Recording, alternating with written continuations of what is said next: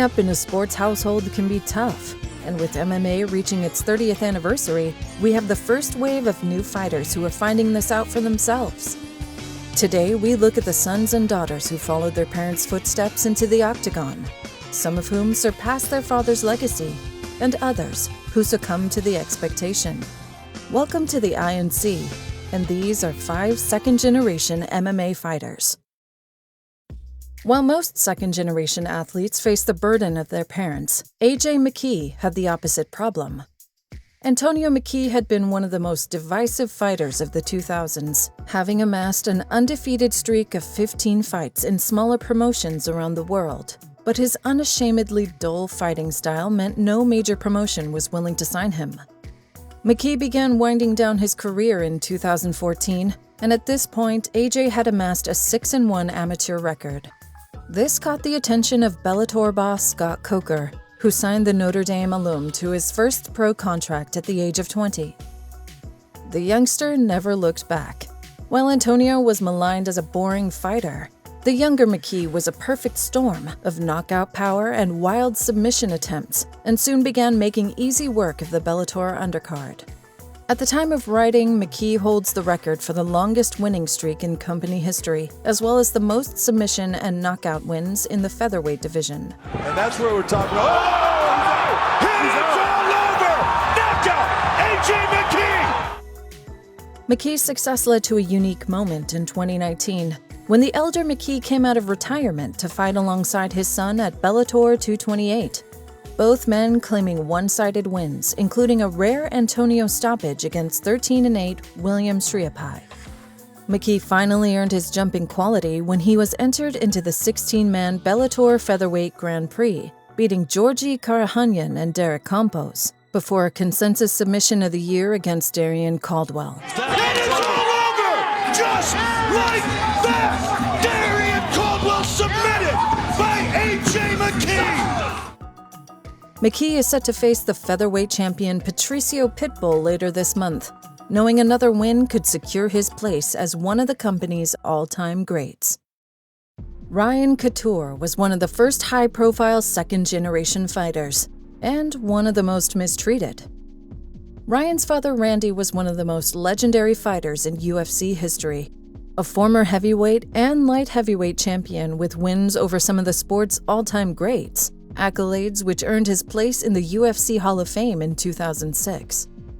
It was no surprise when Ryan signed with Strikeforce with the aim of following his father's footsteps, building a 6-1 record including a win over Elite XC champion KJ Noons.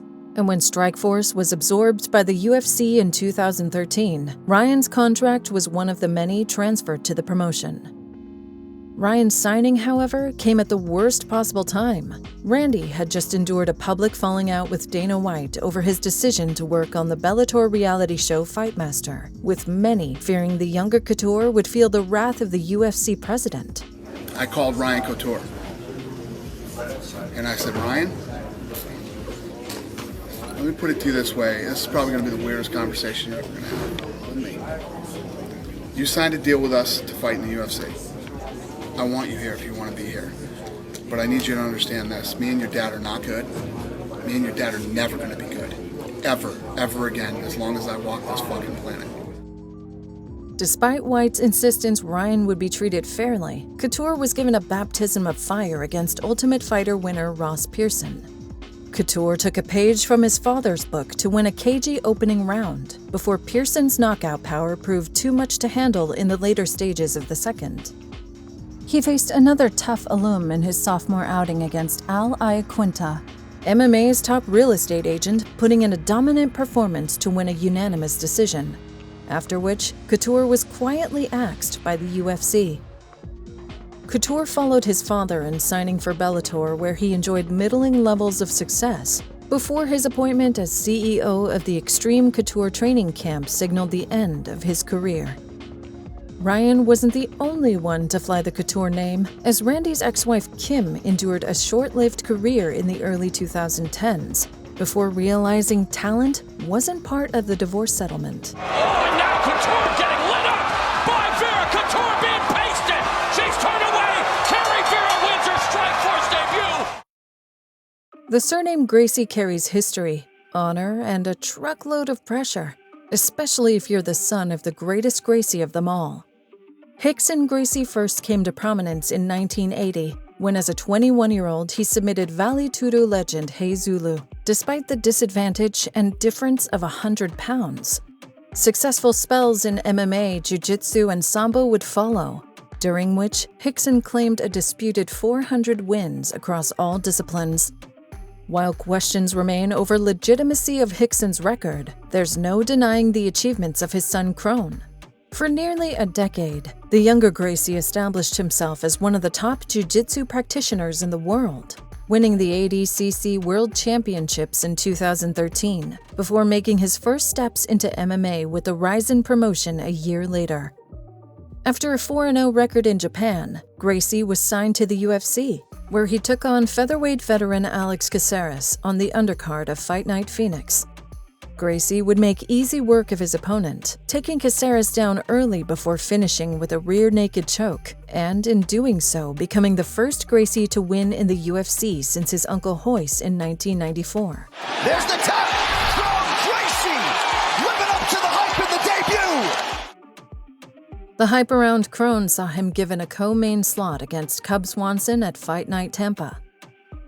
Unable to utilize his grappling, Gracie was forced into a striking match with Swanson, sparking a wild brawl which left both men visibly exhausted come the final horn. Gracie would lose the match by unanimous decision, but a Fight of the Night bonus and accolades from MMA media proved he belonged in the octagon. Sadly, the fight would be Gracie's last at the time of recording, as the global pandemic and his commitment to a new jiu-jitsu school in Montana saw him put his career on hold.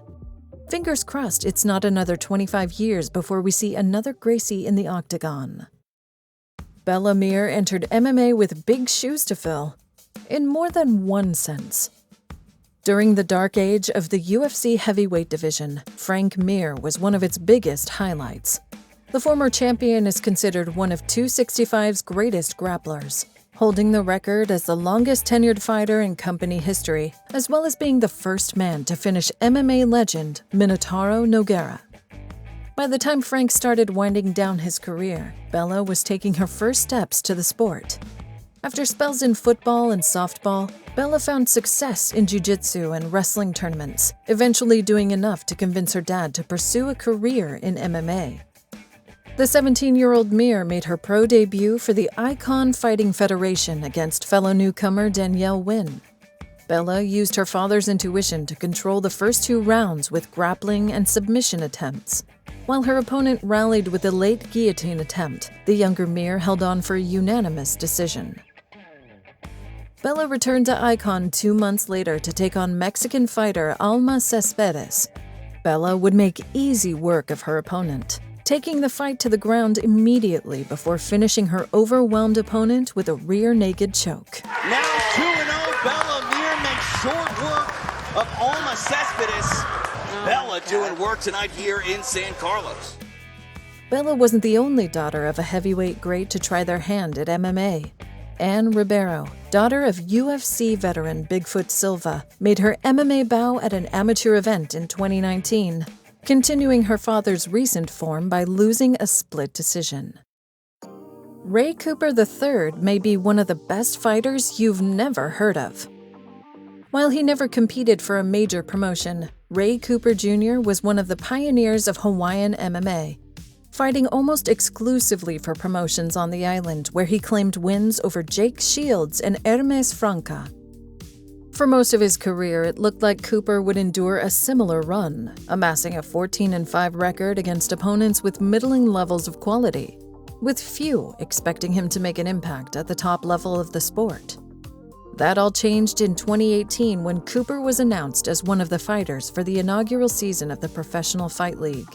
The 25-year-old soon became one of the company's biggest stars, earning admirers for his knockout power, including his dad's old foe, Jake Shields, before succumbing to eventual champion Magomed Kerimov. Cooper returned to the promotion a year later, where a highlight reel finish of Chris Curtis earned him a spot against UFC veteran David Michaud in the final. Cooper claimed a second-round knockout and the $1 million cash prize in the process. There it is! Cooper the third! Pounds out David Michaud! Drops him with a body shot! Finishes with ground and pound! Cooper has made a strong start to his title defense with his first 2 fights and currently holds a record of 27 wins and 7 losses. And now time for a few honorable mentions. Kevin "Baby Slice" Ferguson may not have matched the fame of his father Kimbo, but he does hold the distinction of the fastest submissions in Bellator history. And this is what separates Baby Slice from his father Kimbo. Baby Slice has a ground game. Ken Shamrock's son had a debut so good, even the cameras couldn't keep up with the action. Amaya Tate and Baby Rousey Brown rekindled the family rivalry at UFC 600. Come on, you know it's gonna happen.